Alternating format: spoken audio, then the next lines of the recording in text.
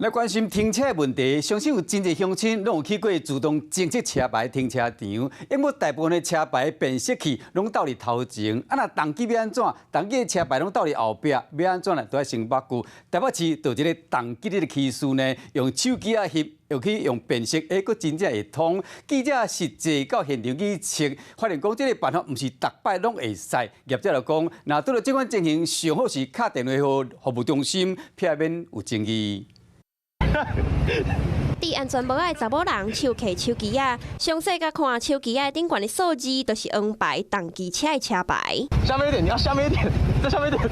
手机仔对停车场出口的感应器调一个角度，想要到这个方法，佮真正互因成功甲车骑出去。原来就是因为当机车要出停车场，车牌要互机械感应到，佮爱先捌去，真正有够麻烦。才想讲用手机仔来翕车牌。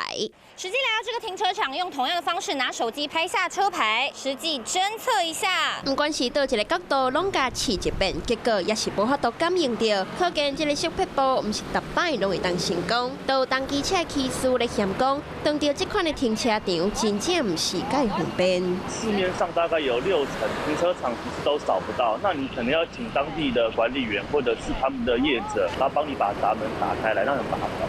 车牌辨识厂商要能够考虑重机的需求，能够在后面多加一支车牌辨识摄影机，想去按一下，就是通知那个管理人员啊或保洁人员去帮他做那个手动开门的动作。用手机啊翕车牌，虽然有机会会当成功来过关，不过若是用这种方式，想要省停车费，可能会违反到早起罪。后边若是当到类似的情形，互困伫咧停车场，也是乖乖啊打电话请人来处理，卡免呢，互家己去惹到麻烦。我是陈雅玲，想要跟我一起从零掌握天下事吗？赶紧按下华视新闻 YouTube 频道的订阅按钮，开启小铃铛，跟我一起探讨公共议题，给您最专业的华视新闻。